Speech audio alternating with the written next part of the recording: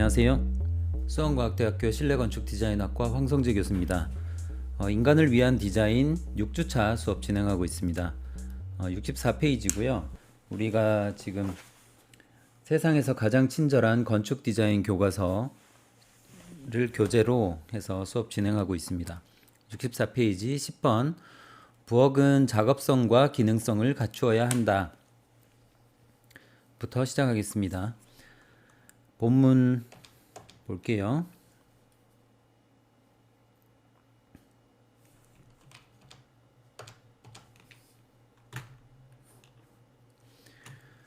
매일 때로는 하루 3번씩 음식을 만드는 부엌에서의 작업은 가능한 몸에 부담을 주지 않아야 한다. 개수대나 가스레인지, 조리대 높이는 신체의 피로도와 큰 관련이 있다.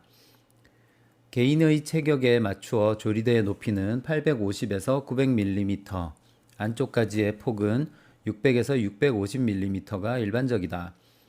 그리고 식기를 수납하는 선반의 높이도 신체에 맞춰 작업성이 좋은 위치에 설치해야 한다. 판스워스는 무슨 요리를 했을까? 판스워스 하우스의 부엌 조리대는 높이가 대략 920mm, 안쪽의 폭은 620mm다. 가스레인지와 개수대가 일렬로 늘어서 있고 냉장고도 조리대 높이에 맞춰져 있다. 판스워스 자체가 사는 공간을 단순화시킨 주택이므로 부엌도 마치 쇼룸처럼 생활감이 사라진 듯하다. 모든 면에서 판스워스 하우스는 세컨드 하우스라고는 하나 다양한 문제 제기를 끊임없이 일으킨다는 점에서 명작임에 틀림없다. 그래서 이제 그 판스워스 하우스 아시죠? 그 미스 반데로의 유명한 작품이죠. 그래서 이렇게 건물이 밑에서 이렇게 떠 있어요. 떠 있고 그다음 평면상으로 봤을 때 이렇게 평면도가 이렇게 있으면 중간에 있는 이 이제 부엌이죠. 정말 간이 부엌으로 보이는 조그만 부엌이랑 그다음 욕실 있고 그다음 여기 베드룸 이렇게 있는데 요것만 솔리드 벽으로 돼 있고요. 나머지는 전부 다 유리입니다. 유리. 그래서 다 보여요. 그래서 이제 이 판스워스 하우스가 이렇게 생겼고요. 이게 물론 커튼이 있긴 하지만 중간에 요게 이제 부엌이에요. 그래서 이제 부엌이라는 곳이 사실은 주택에서 어떻게 보면 가장 기능적인 공간이라고 할 수 있어요. 그래서 통상적으로 우리가 요 부엌을 이야기를 할 때 조리대의 높이가 800에서 900 이렇게 가게 돼요. 일반적인 책상들이 700대잖아요. 그래서 이제 서 있으니까 조금 더 높은 거는 맞아요. 이제 이 싱크대라고 통칭하는 요 부분들이 높이가 사실은 조절이 살짝 되게 돼 있어요. 대부분의 그 이제 조리대가. 그런데 한번 설치하고 나면 이 부분이 이제 단면을 이렇게 따지면은 콘크리트가 먼저 이렇게 있죠. 그 다음에 여기에 그 부엌 조리대에 상판이 이렇게 돼 있죠. 이렇게 상판이 이렇게 연결해서 돼 있고 요 부분에 물 들어가지 말라고 실리콘을 쫙 쏘죠. 그 다음 밑에 이제 일반적인 가구고 뭐 싼 것들은 집선목으로 이렇게 쓰고요. 그 다음 밑에 이렇게 다리가 이렇게 받쳐져 있어요. 그래서 요 다리가 사실은 높이 조절이 살짝 돼요. 그래서 뭐 많으면 한 10cm까지도 이렇게 조정이 가능한데 그런데 한번 설치하고 나면 이 부분에 실리콘 등이 다 묻어 있기 때문에 실질적으로 높이 조절을 하기는 쉽지 않죠. 그 외에는 뭐 특별히 문제가 안 되는 게 여기 있는 수도관들이 다 튀어나와 있는 것들이 여기서 플렉서블 관으로 연결돼 갖고 여기서 이렇게 나오고요. 그 다음에 여기 안에 들어있는 싱크대도 물이 이렇게 빠지면 트랩을 통해 가지고 이렇게 한번 꺾어서 바퀴벌레 안 올라오게 이렇게 돼 있죠. 그래서 여기도 플렉시블 관을 쓰기 때문에 사실은 높이 조절이 돼요. 후에도. 그런데 실질적으로 이제 현실적으로는 쉽지 않다라는 거고. 저 같은 경우는 개인적으로 항상 대부분의 어떤 주택이든 특히 중국에 있을 때는 더 심했었고요. 어떤 주택이든 가면 이게 살짝 낮다는 느낌이에요. 그래서 저는 딱 5cm나 10cm만 더 높았으면 좋겠다라는 거고 반대로 뭐 집에 저만 여기에 그 조리를 하고 설거지를 하는 건 아니잖아요. 그래서 집안에 있는 모든 구성원들이 이걸 다 써야 되기 때문에 그 높이가 이제 어느 정도는 합당해야 되는데 920이라 하면 통상적으로 조금 더 높다고 볼 수 있죠. 그래서 이 부부가 둘 다 키가 큰 상황이고 그다음에 자녀랑 지금 같이 뭐 설거지를 하는 상황이 아니라면 충분히 거기에 맞춰 갖고 맞춤 옷을 입듯이 그렇게 맞출 수 있겠죠. 그래서 저도 개인적으로 주택을 이제 나중에 하게 되면은 한 920 정도는 했으면 좋겠는데 살짝 더 높은 느낌이요. 그 다음에 이거를 무진장 또 높게 하면 허리를 안 숙여서 되어서 좋은 느낌이 있겠지만 반대로 이렇게 상체가 더 꼿꼿이 써 있기 때문에 여기에 공간이 되게 작아져요. 그래서 여기를 높이게 되면 920으로 높이게 되면 여기도 적당한 공간이 필요해요. 그래서 600이 필요하기 때문에 여기도 살짝 높아져야 될 거고요. 또 이게 높아지게 되면 팔이 여기까지밖에 또 안 닿죠. 그래서 여기 있는 장은 못 쓰게 되어서 뭐 의자를 놓고 갖다 써야 되는 상황들이 있어요. 그래서 그런 부분에 절충을 해서 현재 사용하면 좋겠고요. 그다음에 요즘 유행하는 그 거울 중에 장애인도 같이 사용할 수 있는 거울들이 있죠. 그래서 그 화장실 같은 데 가면은 뭐 극장이나 멀티플렉스 이런 데 가면 이렇게 유리를 이렇게 살짝 이렇게 경사를 지게 이렇게 해놨어요. 그래서 의도적으로 여기 앉은 사람도 이렇게 볼 수 있게 뭐 그런 류의 디자인들이 재밌는데 뭐 이제 보기에는 그렇지만 거기는 그 거울만 사용하면 괜찮겠지만 일반적인 주택에서는 이렇게 하면 수납 공간이 사실은 요거밖에 못 쓰는 거거든요. 거의 의미가 없어요. 차라리 이렇게 깎아서 넣는 게 더 합리적일 수 있거든요. 그래서 이런 디자인들은 잘 사용하지 않는다. 그래서 일반적인로 이렇게 돼 있고 또 요게 문이 이렇게 열리잖아요.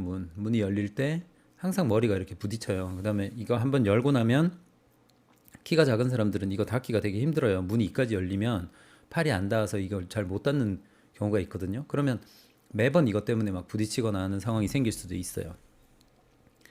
그래서 이제 싱크대에 대해서 고민을 한번 해보고요.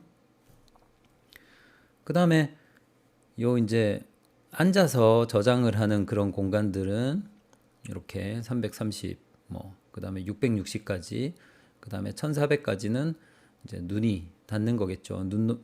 키가 이제 1650이라고 가정을 하면, 이건 지금 다 일본 기준인 것 같아요. 그래서 조금 큰 사람도 뭐 이 정도까지 보이고, 2060이 되면 그다음부터는 손도 잘 안 닿게 되는 그런 것들이 있습니다. 그래서 일반적인 부엌, 조리대, 선반의 치수, 높이뿐 아니라 안쪽까지 폭, 동작 등을 고려해야 된다. 판스워스 하우스의 부엌 단면도가 이렇게 돼 있고 판스워스 하우스의 부엌은 일본 여성을 서게 하면 920mm 높이의 조리대와 높은 선반은 편하게 이용하기에 무리가 따른다. 그래서 이제 일본 여성 같은 경우는 판스워스 하우스 못 쓴다. 그 다음에 외국 사람들은 뭐 괜찮을 것 같은데 저는 괜찮을 것 같은데요.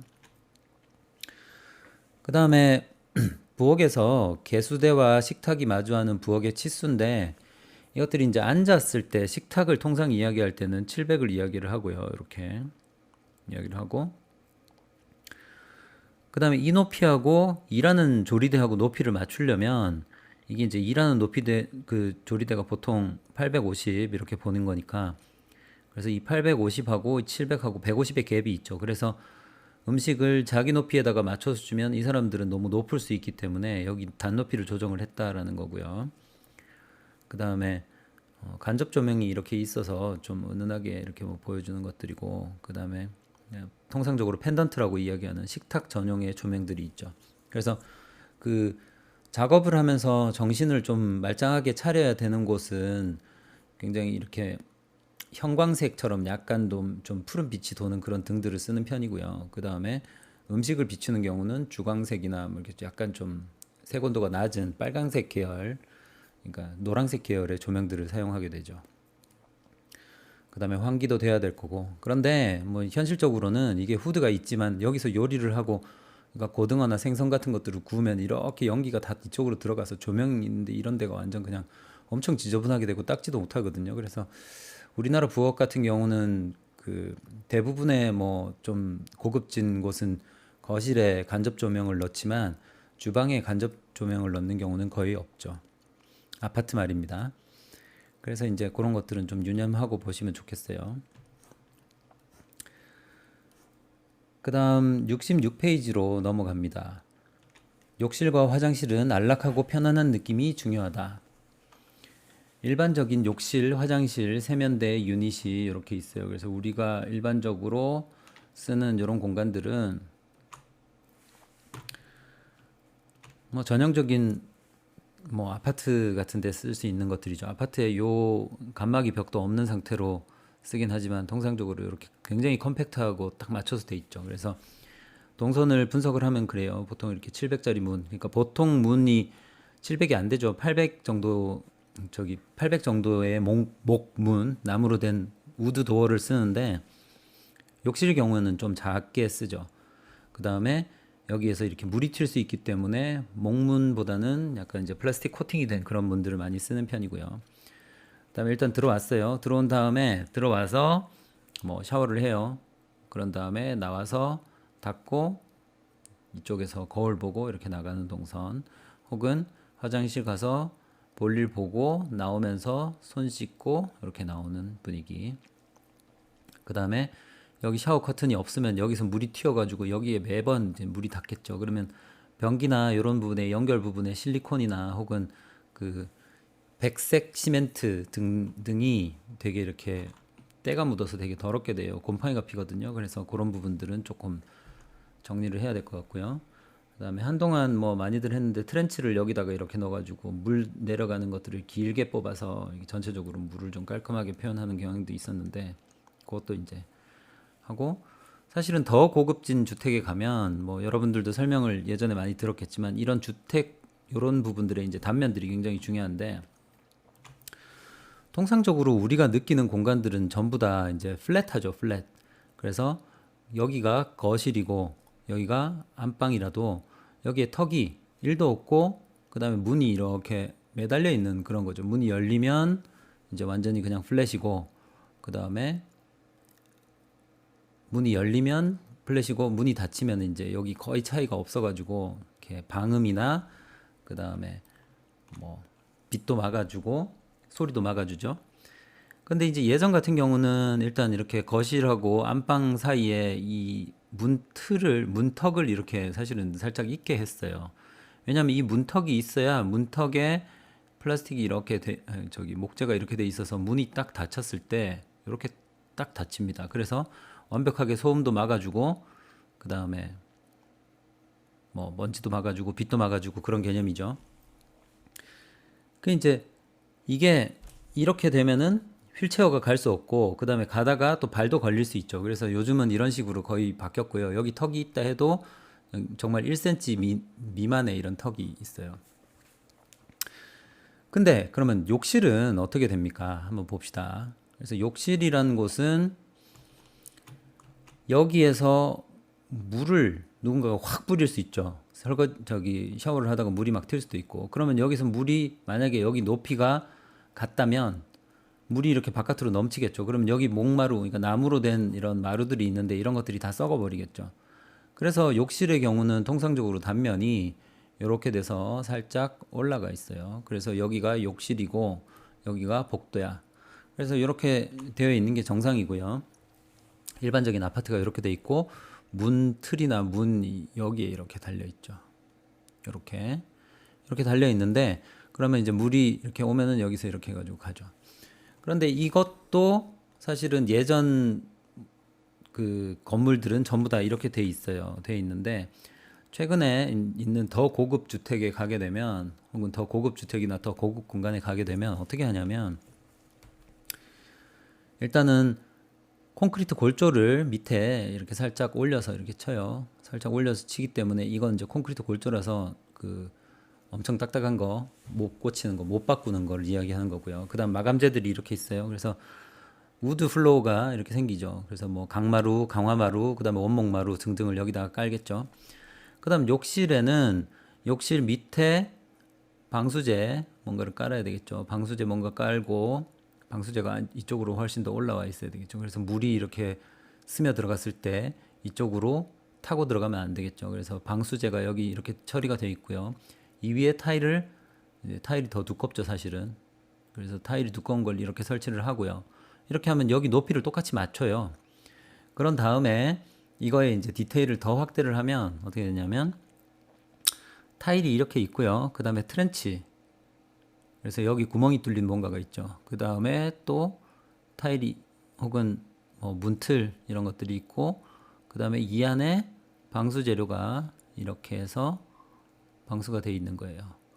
그 다음에 여기에 목도 영역이 있어서 여기에 우드 플로어가 있고 그 다음에 콘크리트 구체가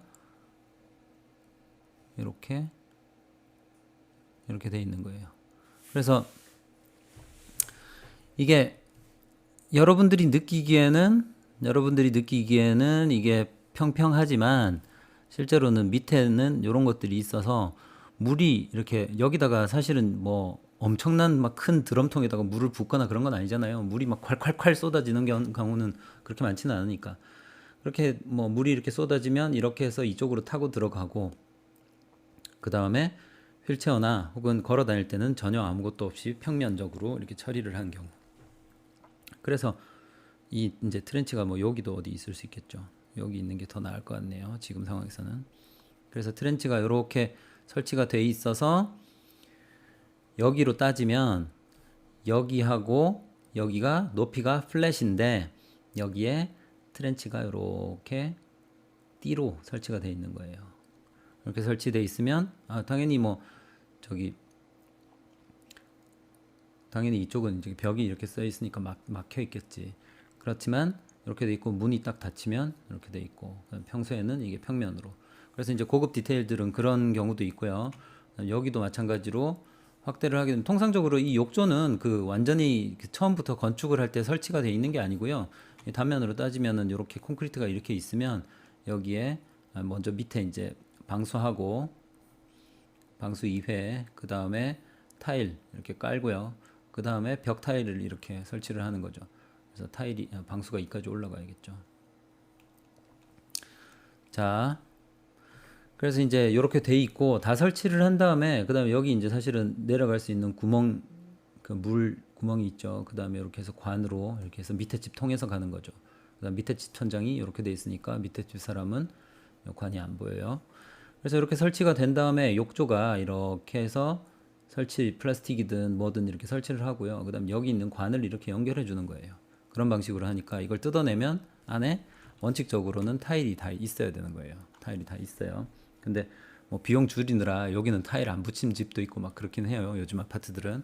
그렇지만 원칙은 뭐 그렇다. 그래서 욕조도 사실은 욕 구멍 하나만 있으면 되는 거고 여기 나오는 물 나오는 이제 상수, 하수 있으면 되는 거고요. 그다음에 변기도 여기 옆쪽에 상수, 그래서 물을 공급해 주는 상수가 있고요. 그다음 여기서 내려가는 그 오수죠, 이건. 그래서 오수 파이프인데 변기는 크기 때문에 한 뭐 100mm 정도 해서 하면 될 것 같아요. 그래서 이렇게 있고 여기는 이제 하수고 또 상수 공급. 그래서 관이 상수 공급이 뜨거운 물, 찬물, 그다음에 여기 찬물, 그다음에 뜨거운 물, 찬물 이렇게 해서 하나, 둘, 셋, 넷, 5개 공급돼야 되는 거고. 그다음에 하수 2개, 그다음에 여기 내려가는 하수 또 있죠. 그다음에 여기 만약에 트렌치 있으면 하수 또 있어야 되겠죠. 그다음에 여기 내려가는 오수. 이런 식으로 돼 있기 때문에 설비적으로 가장 복잡하고 돈이 많이 들어가는 곳이 욕실입니다. 그에 반해 이제 부엌 같은 경우는 여기 보시면은 급수 2개 있죠. 뜨거운 물, 찬물. 그 다음에 여기에 하수 내려가고 끝이에요. 그게. 그 다음에 여기에 지금 뭐 자세히는 안 보이는데 전기 레인지 같죠. 전기 레인지 같으면 전기만 넣어주면 되는데 가스 레인지 같은 경우는 도시가스든 아니면 LPG 가스든 관을 공급을 해줘야겠죠. 그래서 그런 차이가 있고 그 다음에 여기도 보면 후드 있죠. 그래서 여기 가스에서 뭔가 유해가스가 나오면 요리를 하게 되면은 유해가스가 나오겠죠. 그러면 가스가 나오면 여기서 후드에서 빨아당긴 다음에 옆으로 관으로 이렇게 해서 이렇게 덕트 타고 아파트 같은 경우는 이렇게 뚫려 있잖아요. 그래서 이쪽으로 배기를 해버리면 이렇게 해서 위쪽으로 올라갑니다. 그래서 이제 결국은 여기가 다 연결돼 있기 때문에 여기서 담배를 피거나 하면 윗집으로 이제 다시 들어가는 경우가 생기죠. 냄새는 되게 민감하니까. 그래서 이제 그런 거 참고하시면 좋겠어요. 그래서 욕실이 있는데 사부아 주택 욕실 한번 볼까요? 그래서 1920년대 지었던 이 사부아 주택이 보면은 여기 변기 전용 변기 있고 요거는 비데 같고요. 그 다음에 요거는 세면기, 그 다음에 욕조, 그 그다음에 누워서 사우나 할 수 있는 거, 뭐 그런 것들 이제 지금 있는 것 같고요. 이 사이즈 750으로 잡았고 여기는 1900으로 이렇게 잡아놨네요. 그다음에 여기 벽이 있으니까 이렇게 막혀 있겠네요. 자, 이렇게 돼 있습니다. 그다음에 침실과 통하는 욕실과 화장실. 벽면은 백자 도기 타일, 욕조는 가로 세로 5cm의 터키 블루 유리 타일. 터키 블루 유리 타일. 왜 우리 그 예전 목욕탕에 가면은 파란색으로 된 조그만 타일들이 있죠. 그런 거. 그다음에 수면 의자는 회색 유리 타일로 마무리됐다. 욕실이나 화장실은 볼일만 보고 끝나는 곳이 아니다. 이 벽은 몸을 깨끗이 하는 위생적인 의미와 더불어 하루의 피로를 풀고 정신을 쉬게 하는 심리적인 의미도 포함하고 있다. 그 때문에 노천탕 느낌을 주는 욕실 또는 욕실 바깥에 신선한 공기를 맞으며 쉴 수 있는 공간을 설치하기도 한다. 그래서 노천탕 이런 거 사람들 좋아하겠죠. 그 다음에 노천탕 말고 뭐 테라스 같은 것들도 만들 수 있을 거고요.